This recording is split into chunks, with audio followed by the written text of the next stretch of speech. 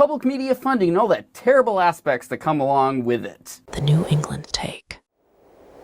New England Take. I'm your host, AJ Kierstead, NewEnglandTake.com. Big thank you to WKXL for picking up the show on Saturdays, 8:30 a.m. in Concord, Manchester, and NHTalkRadio.com online. And big thank you to GraniteGrock.com also for picking up the show every Saturday night on all their feeds. Be sure to give both those outlets a follow. Excited today to be joined by Michael Azevedo back on the show. It's like your second or third time on the show, but you host Making Media Now, which is a podcast I edit, talking about all sorts of things, media and production and distribution, things of that nature. Welcome back.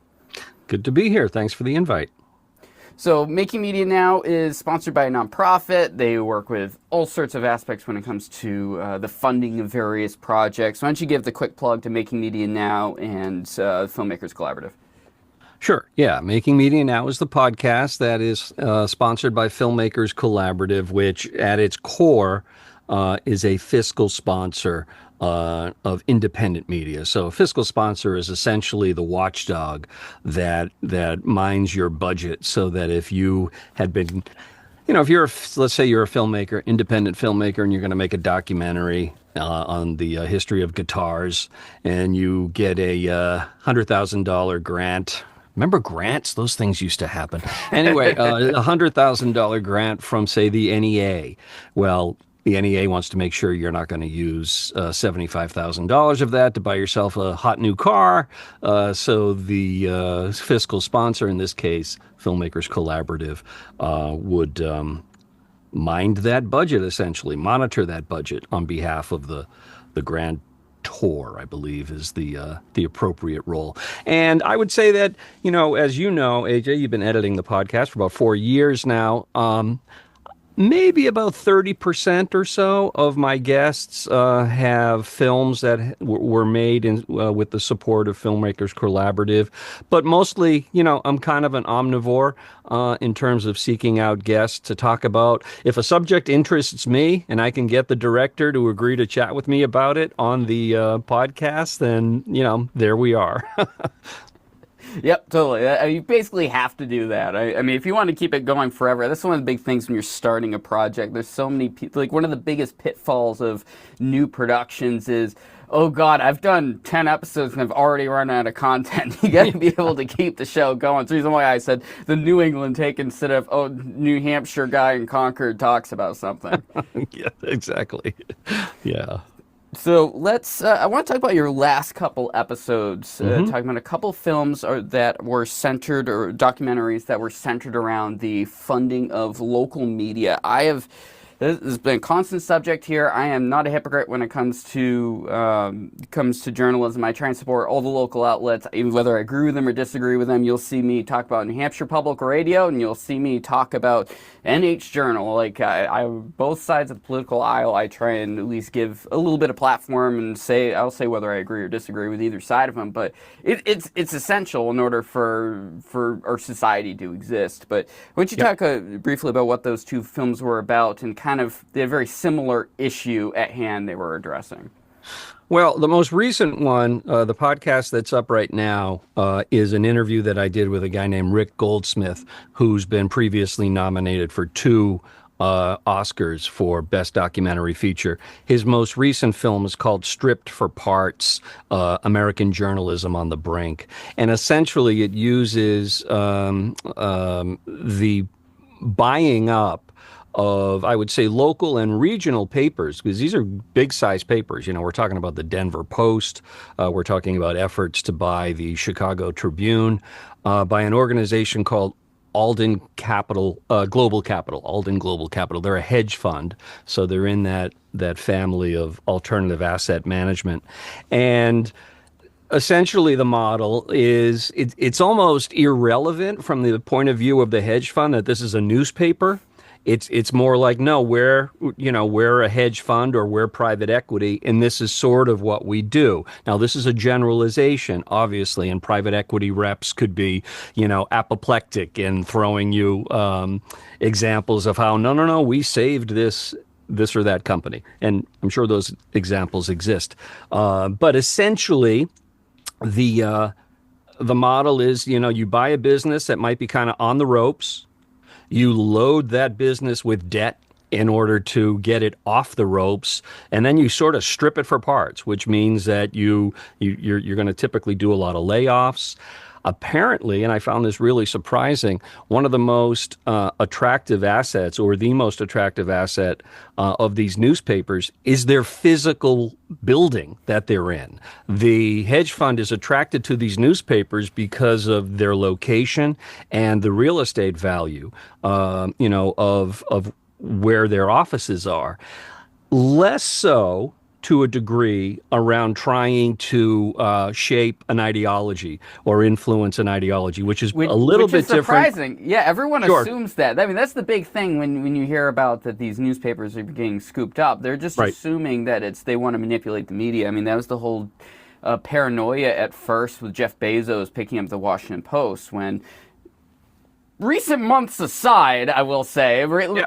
before most recent Trump election, before that it wasn't necessarily because of that as much as everyone's fear was that was the case. Yeah, absolutely. And I think that first of all, even if they are, I think it's important to separate out the acquisitions of large media companies like, Paramount and say CBS. Oh yeah, Okay. definitely, that's different. Versus newspapers, newspapers being a little bit of a different beast, and the fact that you can't do a 180 kind of ideological on a newspaper and expect to either retain your current readers or really attract new readers because you've built no credibility on that. So something like the Post, I guess somebody who wanted to get kind of granular on that could kind of trace a before and after. Uh, as you said, not just around the before and after of when Bezos purchased it versus now, but more so when Bezos owned it prior to January 2025 and then after January 2025. And if there's any type of, I think, ideological spin that, these deep-pocketed acquirers have, it's that you can tell whatever story you want. You're going to preach from the hymn book when it comes to the way capitalism should be managed and exported. Which is especially painful for the for the specific cities that were at hand for these outlets, Denver and such. It is simply also just not the job of journalism. Yeah, exactly. It's not In the job sense, at all. if you're in the business to speak truth to power, well, maybe power is going to like what you say sometimes, and maybe power isn't. Otherwise, go into PR. Yeah, exactly. And that's been a huge issue. I mean, this is a side tangent totally, but the ways that many local news outlets, especially in New Hampshire, are trying to compensate for their lack of advertising money is they're going into the public relations realm. They're doing digital advertising. They're doing paid spots. They're doing like entire 2-page spreads in the paper in ways that aren't terribly clear. Like Northern New England Digital is an outlet that's doing that. Which is the Concord Monitor is one of their outlets. You see it with it's like the Keene Sentinel. There's one of those outlets out in the Monadnock region in New Hampshire. It's the way they're trying to turn around their business model because they're based around advertising. Has always been their way, but there's a difference between selling advertising and doing public relations for businesses. It's very much crosses the line. Is this stuff falling into that category of advertorial? Yes. Where it some of it is, yes. Not all. Sometimes they're doing traditional advertising, but definitely that. Yeah. Yeah. I mean, you and I have had this conversation quite a bit, and I'm a big believer that at least 50% of this, let's call it responsibility, right, in this kind of covenant, is on the consumer. And one of the reasons that, the advertising is drying up is because the advertisers, they see what's being clicked on. They see what the articles that are being read in full and those that aren't. And, to a degree, if there was really a hungry public out there, left, right, or center, that wanted more substantial and deep diving journalism, then substantial and deep diving journalism would be supported. And, 9 out of 10 9.9 out of 10 journalists wouldn't have to have a Substack. Yeah, exactly. Exactly. I mean, that's what it's totally the model. We're in this. We talked about this a few weeks ago. I think I had Matt Robeson, who has a Substack. He used to be in WKXL, and he's doing the podcast thing in Democratic political circles. And it's one of these. We're definitely in a transitory period as we try to figure out where everything's going, and it's. I don't know. I mean, this is a question for you to maybe consider. Is it ultimately good that in an evil sort of way that is the devil on my shoulder talking, that maybe some of these outlets are being pushed to actually have to make decisions, and we're losing some of them, but maybe eventually we're seeing some recovery? Well, I mean, are we speaking specifically about newspapers? Newspapers specifically. Yeah, I mean, is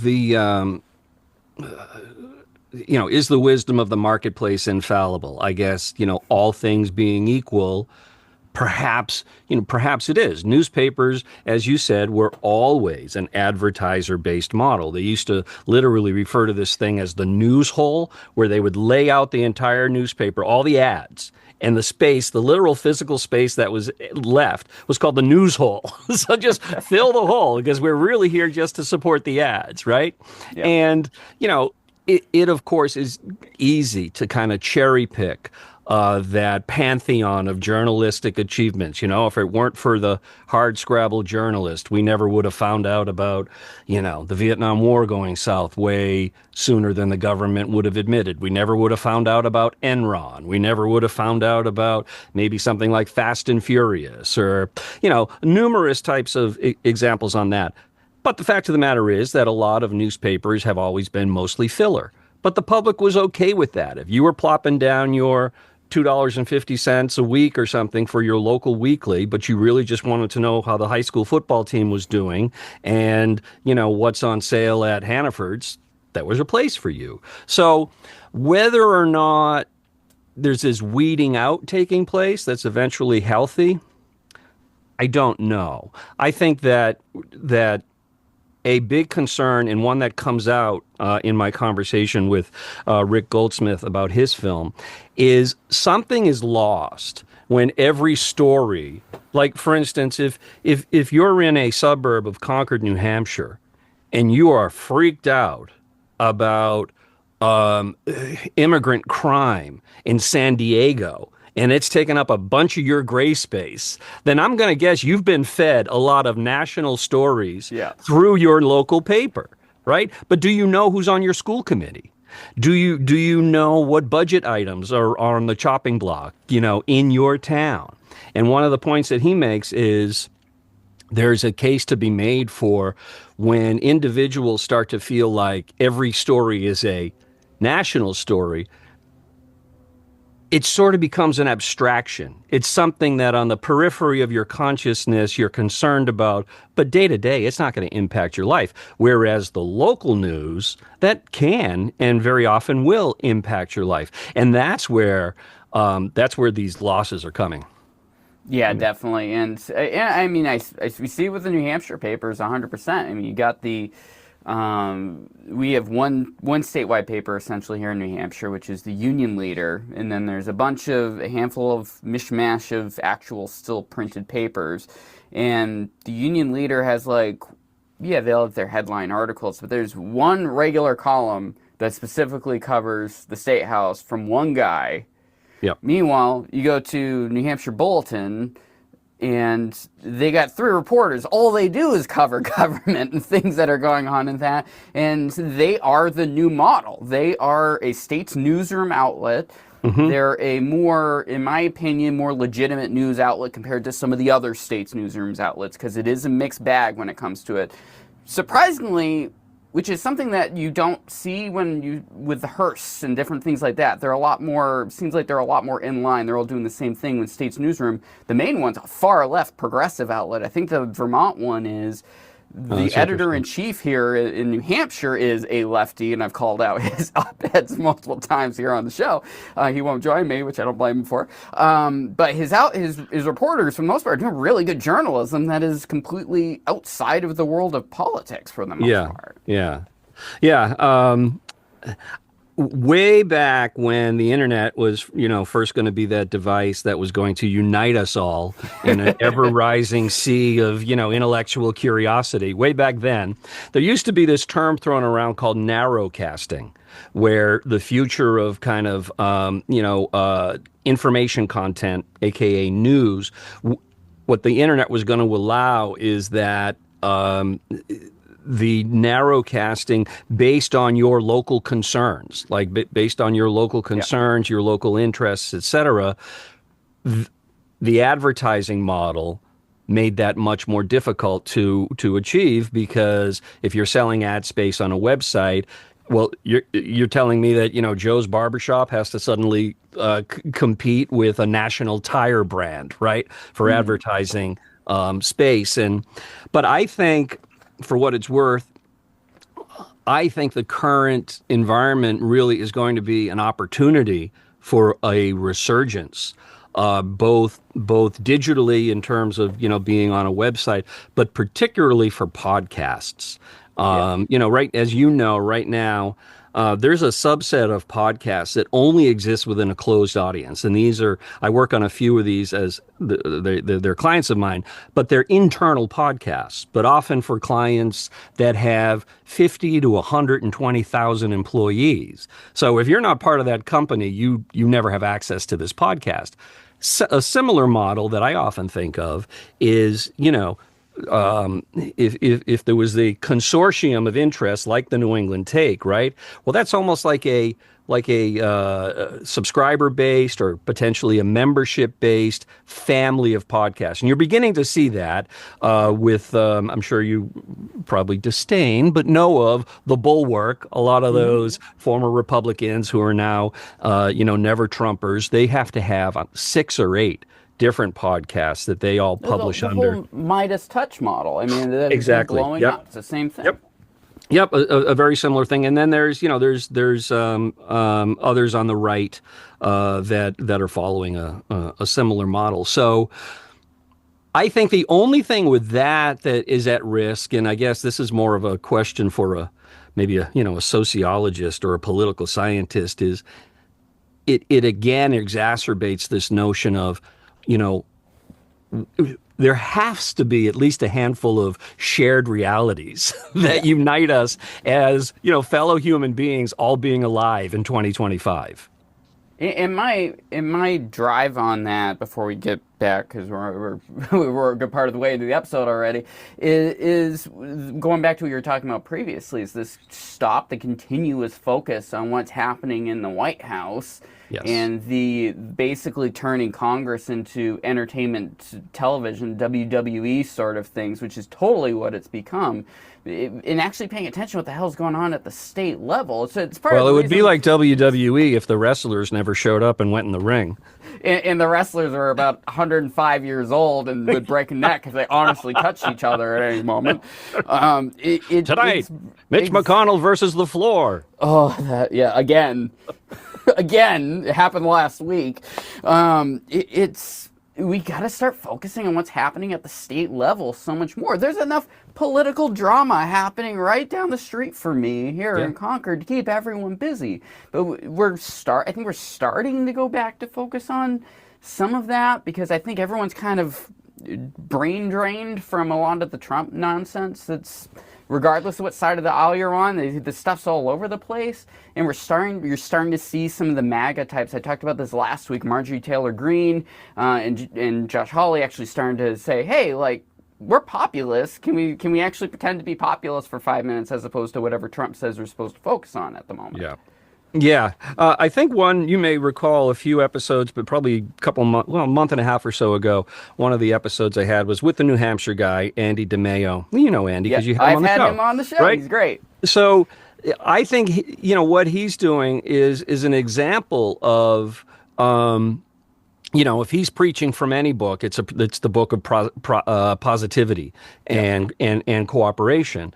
But the fact of the matter is that, without being a Pollyanna about the state of affairs in a city or town or a state, there are stories wherein people from different sides of the aisle, or different political persuasions, are working together. Sometimes it's simply because working together is more economically beneficial than not working together. Yeah. Or they're working together because they both have an idea of the greater good. And I guess it's the idealist in me that truly believes if we strip away all the stuff that's kind of fun, because it's fun for me to, get snarky about the right, and it's fun for you to get snarky about the left. But at core, I do believe that we could find more than a handful of things that we agree on as being valuable. Now, Yeah. we may feel differently about how to get to that end goal, but like one of the things that Andy and the people that he speaks to, makes them a differentiator is they're focused more on that end goal than on the who's up, who's down on the day to day. Yeah, I mean that's the whole reason why Barack Obama and Donald Trump got elected from a lot of the same people, is because there's issues at hand that cross the political aisle, and guess what? Most people are not super political. They may think they're political. They may think they really know everything that's going on in the world of politics. But Sure. I find so often when I talk to them beyond just the surface level of what's going on, they don't really understand the mechanics or what Sure. exactly is going on with relationships. And it's okay to let the dorks be dorks when it comes to this. That's okay. You don't have to be the expert in everything that whatever crazy person in DC or runs the RNC or the DNC brought up last week in the headlines. Like, yeah, it's okay. It's one of those things where it's like, that happened, and then you move on with your life. It shouldn't be all encompassing. Oh, absolutely. I'm sure you've discovered this, but every town has got their town's Facebook page. Some towns Oh have yeah. more than one. And the most anodyne, non-political event or post could emerge on these pages, and I will look at it and I'll say, all right, how many comments down before somebody politicizes this? Always. Somebody could post something about, oh my God, I've loved this warm weather in October. And, maybe 2 or 3 posts down, someone's going to be posting about, see, global warming, it was a hoax. Or, well, you can thank the climate change deniers for abnormally warm autumns. Yeah, always. It's inevitable. All right, we got like 7 minutes left, so I want to talk a little bit about public media funding. I've harped on it forever. Everyone knows my opinion on it. I think these public media outlets need to figure it out on their own, and I've gone on forever when it comes to it. You actually speak to a lot of people that have received public media funding for their productions, and you live in much different political circles than I. So I'm wondering to get a little bit of your take when it comes to the destruction of the CPB and what's next. Well, I worked for PBS for 13 years out of the Boston affiliate, WGBH. So quite obviously, I always valued public media as a public good in the public interest. Now, should that public good be a recipient of public funding?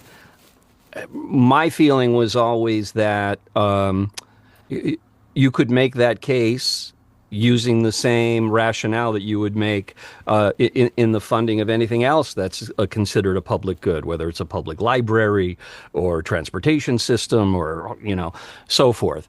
And of course, you can pick and choose content and say, see, that's incredibly ridiculously liberal and quote unquote woke. Or you can look at I'll give you a perfect example. When I used to tell people would ask me where I worked, and I would tell them, and 8 out of 10 people would say to me, Ken Burns. Well, I never worked on anything by Ken Burns. I worked on something. All the bandwidth is eaten up by Ken Burns and PBS. Right, and Ken Burns just lost millions of dollars in NEH grants, right? But I would make the case confidently that if you were to look at Ken Burns's body of work, and you don't come away from that saying that's a net positive in terms of public education and also a celebration of what it is to be an American, like baseball and jazz and the history of country music, and yes, the Civil War and his upcoming 12-part series on the Revolutionary War. I would do the same thing, and I still find myself going to YouTube now and again, and I'll pull up Bill Buckley on Firing Line. Or I was the totally nerdy kid in junior high watching Washington Week in Review and the McLaughlin Group. Like, I didn't even know the differences between left, right, or center until I started watching those panel shows. So I think it's a loss. I think it's a loss for the culture. Whether or not those institutions, if you want to get actuarial on it, whether or not those institutions were as quote unquote dependent on federal funding is certainly debatable. And the larger stations, your major market stations, are going to be fine for a number of reasons. They have the equivalent of endowments. They have deeper pocketed individual donors. But like so much that's happening right now, it's talk about voting against your own interests, right? It's going to be these rural communities, and it already is. For instance, the floods in Texas that took place sometime in the last 6 months or so.